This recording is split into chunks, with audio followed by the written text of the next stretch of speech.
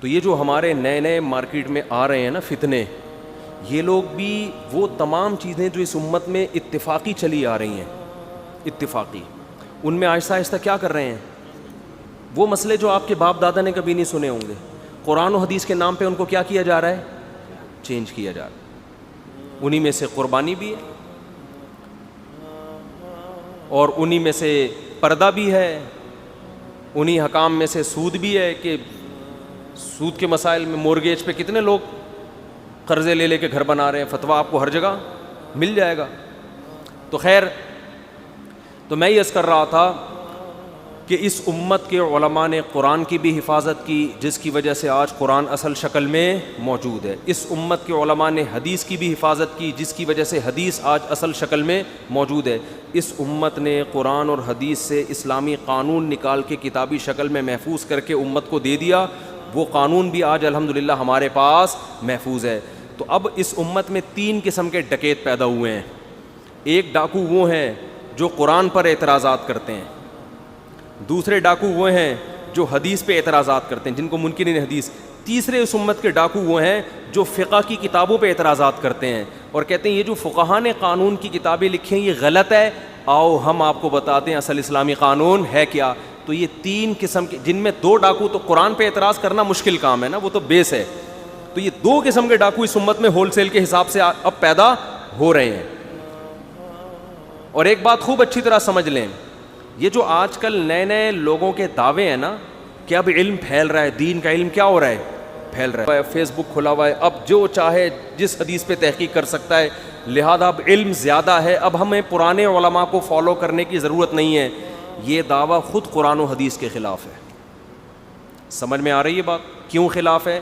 صحیح احادیث میں ہے، رسول اللہ صلی اللہ علیہ وسلم نے فرمایا قرب قیامت میں علم آہستہ آہستہ اٹھ جائے گا، علم کیا ہوگا، کم ہو جائے گا۔ دیکھو علم کی 2 قسمیں، ایک دنیاوی علم اور ایک دینی علم۔ دینی علم نام ہے قرآن و حدیث کا، اور دنیاوی علم نام ہے میڈیکل سائنس ہے، انجینئرنگ ہے، اور 10 قسم کے جو علوم ہیں۔ تو آپ کا کیا خیال ہے، قرب قیامت میں دنیاوی علم کم ہو رہا ہے کیا ہے بھائی؟ دنیا کا جو علم ہے، آپ جتنا ماضی کی طرف جائیں کم ہوتا نظر آئے گا، جتنا فیوچر کی طرف جائیں، بول لو نا بھائی، زیادہ۔ جبکہ حدیث میں کیا آتا ہے، علم کیا ہوگا، آہستہ آہستہ اٹھے گا۔ تو اس سے پتہ چلتا ہے کہ قرب قیامت میں علم، دین کا علم بڑھے گا نہیں بلکہ کم ہوگا۔ جتنا ماضی کی طرف جائیں گے علم میں آپ کو مضبوط اور پختہ علماء نظر آئیں گے، جتنا فیوچر کی طرف جائیں گے آپ کو ایسے ایسے لوگ نظر آئیں گے جو سرے سے عالم ہی نہیں ہیں، مگر دعوے اتنے بڑے بڑے کہ وہ علماء کو جناب ایسے بنا کے پیش کریں گے جیسے ہم سے بڑا دنیا میں کوئی ہے ہی نہیں۔ تو یہ خود ان لوگوں کا جو ایک دعویٰ ہے نا کہ اب علم اتنا پھیل گیا، پھیلا نہیں، اب علم کیا ہو رہا ہے، کم ہے، پہلے زیادہ تھا۔ تو اس لیے اس حدیث سے ہمیں پتہ چلتا ہے کہ علم، دین کے علم کے معاملے میں ہم نے پچھلے لوگوں کو فالو کرنا ہے، اور دنیاوی علم کے معاملے میں ہم نے اگلوں کو فالو کرنا ہے۔ بات سمجھ میں آ رہی کہ نہیں آ رہی؟ میں ایک ٹیکنیکل قسم کا مسئلہ بتاتا ہوں، اس سے یہ بات کھوپڑی شریف میں انشاءاللہ بیٹھے گی۔ دیکھو، کان میں دوا ڈالنے سے روزہ ٹوٹتا ہے یا نہیں ٹوٹتا، یہ ایک اختلافی مسئلہ ہے۔ پہلے جتنے فقہا گزرے ہیں ان سب نے لکھا ہے کہ کان میں دوا ڈالنے سے روزہ ٹوٹ جاتا ہے۔ سمجھتے ہو؟ نہیں سمجھتے؟ کیوں لکھا ہے؟ اس زمانے کے جتنے طبیب، ڈاکٹر، حکیم تھے وہ یہ کہتے تھے کہ کان میں جو چیز ڈالی جائے وہ دماغ میں پہنچتی ہے۔ وہ کہاں پہنچتی ہے؟ جیسے میں آپ کے کان میں ایک بات ڈال رہا ہوں، کہاں پہنچ رہی ہے؟ نہیں پہنچ رہی، ایک الگ بات ہے، لیکن پہنچنا کہاں چاہیے اس کو؟ تو کہتے تھے جیسے مفتی طارق مسعود جب بیان کرتا ہے تو کان سے نکل کے اس کو پہنچنا چاہیے دماغ میں، تو ایسے ہی جب کوئی ڈراپ ہم کان میں ڈالتے ہیں تو وہ بھی کہاں پہنچیں گے؟ آپ کی کھوپڑی شریف میں۔ یہ پرانے حکیموں کی تحقیق تھی۔ اس تحقیق کی بیس پر اس وقت کے جتنے علماء تھے، فقہا تھے، انہوں نے فتویٰ دیا کہ کان میں دوا ڈالنے سے روزہ ٹوٹ جاتا ہے، کیونکہ روزہ کوئی بھی ایسی چیز دماغ میں پہنچاؤ یا پیٹ میں، اس سے روزہ ٹوٹتا ہے۔ آج میڈیکل سائنس کی ریسرچ کیا ہو گئی ہے؟ چینج ہو گئی ہے۔ تمام ڈاکٹروں کا اس پر اتفاق ہے کہ کان میں کوئی ایسا ذریعہ نہیں ہے کہ کچھ ڈالا جائے تو آپ کی کھوپڑی میں وہ بولو پہنچے. اب جب یہ تحقیق علماء کے سامنے آئی تو پھر کیا ہوا, علماء کی دو رائے بن گئی. بنوری ٹاؤن کے علماء ہیں, قابل احترام ہیں, اور بہت سارے مدرسوں کے, انہوں نے کہا بھائی وہ پہلے کے فقہا اتنے بڑے عالم تھے, اتنے بڑے فقیہ تھے, ان سب نے لکھا ہے کہ کان میں دوا ڈالیں گے تو روزہ ٹوٹ جائے گا, تو وہ کیسے غلط لکھ سکتے ہیں؟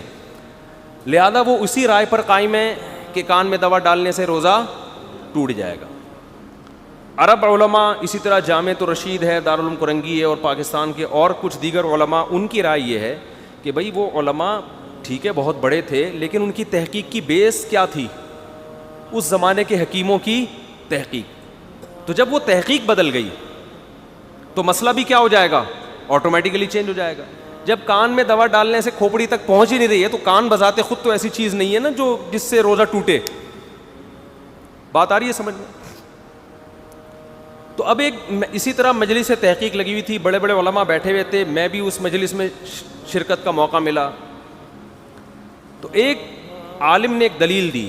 انہوں نے دلیل یہ دی کہ بھائی ہم کیسے اس زمانے کے علماء جو دین میں علم میں ہم سے کئی گنا آگے تھے, ہم ان کی تحقیق کو کیسے چھوڑ دیں؟ وہ تو ہم سے علم میں کئی گنا آگے تھے. تو ایک دوسرے مفتی صاحب نے بڑا خاندانی جواب دیا. انہوں نے کہا جیسے اس زمانے کے علماء اس زمانے کے حساب سے زیرو ہیں, تو اسی طرح اس زمانے کے حکیم اس زمانے کے ڈاکٹروں کے لحاظ سے کیا ہیں؟ زیرو ہیں. اس چیز کو دیکھا جائے گا. کھوپڑی میں بات بیٹھی, کان میں بات جا کے دماغ تک پہنچی, اس کا مطلب کان میں دوا ڈالنے سے دماغ تک پہنچتی ہے. اصل میں دوا نہیں, بات پہنچتی ہے. تو لیکن وہ بھی ہر ایک کے نہیں پہنچتی, کسی کے پہنچ رہی ہے, کسی کے ان کے دستے نازک کے لیے بھیجی تھی تو پوچھی, خبر پہنچی تو یہ پہنچی کہ پوچھی نہیں پہنچی. تو شاعر کہہ رہا ہے میں نے محبوبہ کے دستے نازک ہاتھوں کے لیے پوچھی بھیجی تھی, خبر پہنچی تو یہ پہنچی کہ پوچھی نہیں پہنچی. ایسی چیزیں کہاں پہنچتی ہیں یار؟ خوش قسمت لوگوں کی پہنچتی ہیں ایسی چیزیں. تو خیر, تو اور آج کل محبوبہ کے دست نازک بھی نہیں ہوتے. آج کل خواتین بڑے بڑے چپیٹ لے کے بیٹھی ہوئی ہیں. وہ ونس اپون اے ٹائم کہ محبوبہ کے دست نازک کے لیے بھیجا جاتا تھا, اب ایسا نہیں ہوتا. تو خیر, تو یہ بات ہے جو قرآن و سنت سے ثابت ہے کہ دنیا کا علم کیا ہو رہا ہے؟ بڑھ رہا ہے. دین کا علم آہستہ آہستہ کم. کیسے کم ہو رہا ہے؟ پراپر کتنے بڑے بڑے پروفیسر اس وقت ہیں جن کو عربی نہیں آتی. یہ جو مشہور ہے نا, جن کی بڑی ایک زبردست شاپ ہے آج کل, ان کو عربی نہیں آتی.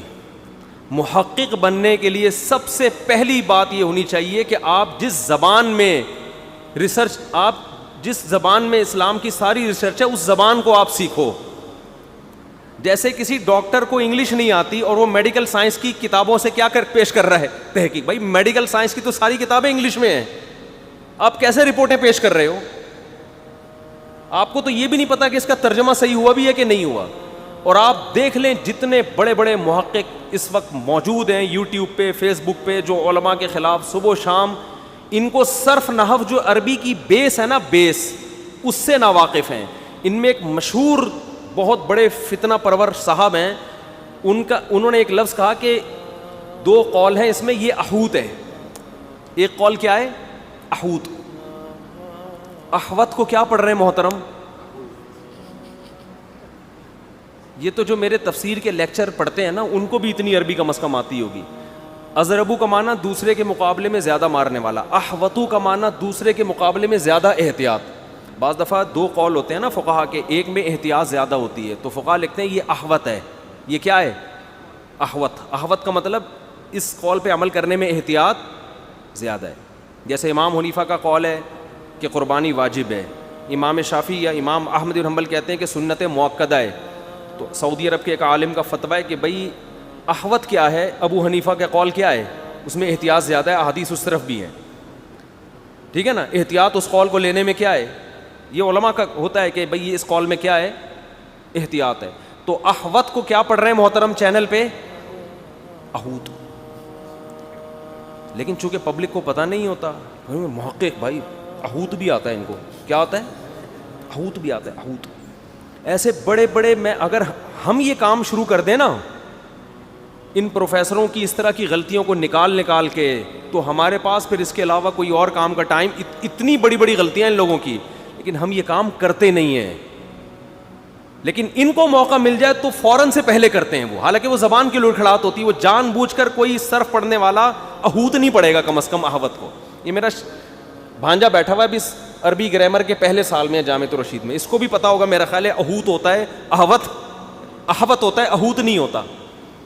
تو ایسے اتنی بڑی, ایک محترم بڑے مفسر ہیں, وہ قرآن کی آیت کا ترجمہ کر رہے ہیں, وما یؤمن اکثرهم باللہ الا وهم مشرکون. اس کا ترجمہ کر رہے ہیں, پہلے میں بتاؤں اس کا صحیح ترجمہ کیا ہے. قرآن کے الفاظ ہیں وما یؤمن اکثرهم باللہ, ان میں سے اکثر لوگ اللہ پر ایمان نہیں لاتے, الا مگر اس حال میں, وهم مشرکون کہ وہ شرک کر رہے ہوتے ہیں.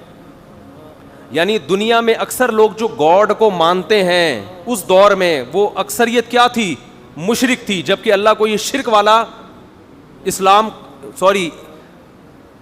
والا ایمان قبول نہیں ہے. جیسے عیسائی ہیں, ہندو ہیں, سکھ ہیں, بہت سارے مذاہب ایسے ہیں جو اللہ پر گاڈ پر ایمان تو رکھتے ہیں مگر ساتھ ساتھ دوسروں کو شریک بھی کرتے ہیں. یہ پوری امت اجماع ہے کہ اس آیت کا یہی مطلب ہے, اس کے علاوہ کوئی اور مطلب نہیں ہے. اور جس نے ذرا بھی عربی گرامر جانتا ہو نا وہ یہی ترجمہ کرے گا. بہت بڑے مفسر صاحب ترجمہ کیا کر رہے ہیں کہ مسلمانوں میں اکثریت وہ ہے جو اللہ پر ایمان رکھتے ہیں شرک کے ساتھ. یعنی مسلمانوں میں بہت سارے لوگ ایسے ہیں جو اللہ پر ایمان لاتے ہیں مگر ساتھ ساتھ کیا کرتے ہیں, یعنی اس آیت سے مراد کون لے لیا, مسلمان, کہ مسلمانوں کی اکثریت شرک کر رہی ہے. تو کیا کہاں کی کہاں لگا دی. ایک بہت بڑے مفسر ہیں, انہوں نے ایک اور, یعنی جو لفظی ترجمہ بھی نہ کر سکے, لوگ ان کے سن رہے ہیں کہ یار تحقیق کیا ہے, اٹ از کالڈ تحقیق.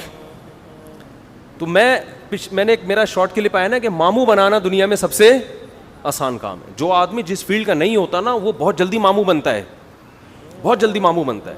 ان لوگوں سے علماء کبھی متاثر نہیں ہوتے کہ وہ تعریف کر رہے ہیں یار زبردست, کیونکہ علماء کے پاس علم ہوتا ہے, ان کو پتا ہوتا ہے یہ ان تلوں میں تیل نہیں ہے, لفاظی ہے. علماء نہیں متاثر ہوتے. اب علماء کے متاثر نہ ہونے سے لوگ سمجھتے ہیں کہ علماء چاہتے ہیں اپنی دکانیں چلیں, دوسروں کی دکانیں نہ کھلیں. یہ مطلب نہیں ہے بھائی, علماء کو پتا ہوتا ہے کہ ان تلوں میں تیل نہیں ہے. ایک بڑے مفسر ہیں, انہوں نے ترجمہ کیا کہ یوم الحج الاکبری, قرآن میں آتا ہے نا حج اکبر کے دن, تو اس کا ترجمہ کیا حج کے بڑے دن, حج کے بڑے دن. حالانکہ حج کا بڑا دن نہیں, اس سے مراد ہے بڑے حج کا دن. حج کے بڑے دن میں اور بڑے حج کے دن میں بڑا فرق ہے. حج کا بڑا دن کا مطلب حج کا تو دن ہوتا ہی بڑا ہے, یہاں یہ مراد نہیں ہے. الحج الاکبر کا مطلب ایک حج اصغر ہوتا ہے اور ایک حج اکبر. حج اصغر عمرے کو کہتے ہیں اور حج اکبر وہ حج کو کہتے ہیں جو 9 ذی الحجہ کو ہوتا ہے. تو قرآن کہہ رہا ہے عمرے کے دن نہیں بلکہ بڑے حج کے دن, چھوٹے حج کے دن نہیں بلکہ بڑے حج کے دن. تو چونکہ موصوف صفت کا نہیں پتا, مضاف الیہ کا نہیں پتا, اب حج الاکبر, الحج الاکبر میں حج موصوف ہے, الاکبر کیا ہے, اس کی صفت ہے, یعنی وہ حج جو کہ بڑا ہے چھوٹا نہیں ہے, یہ مطلب ہوگا.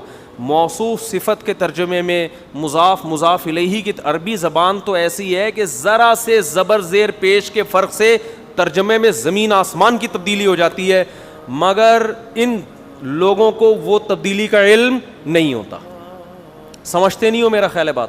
اب دیکھو میں عربی زبان کی باریکیوں کو آپ کو ذرا بتاتا ہوں. آپ یہ جو دعا پڑھتے ہیں الحمدللہ الذی اطعمنا, تمام تعریفیں اس اللہ کے لیے ہیں, اطعمنا جس نے ہمیں کھلایا. اگر آپ اطعما میں میم کے زبر کو جزم کر دیں تو ترجمہ کیا ہو جائے گا, الٹا. الحمدللہ الذی اطعمنا, تمام تعریفیں اس اللہ کے لیے جس کو ہم نے کھلایا. نہیں آ رہی بات میرا خیال ہے. اطعمنا اور اطعمنا میں بولو فرق ہے. جزاک اللہ اور جزاک اللہ میں کیا ہے, جزا کا مطلب اللہ بدلہ دے, جزا کا مطلب تجزیہ کرے تمہارا.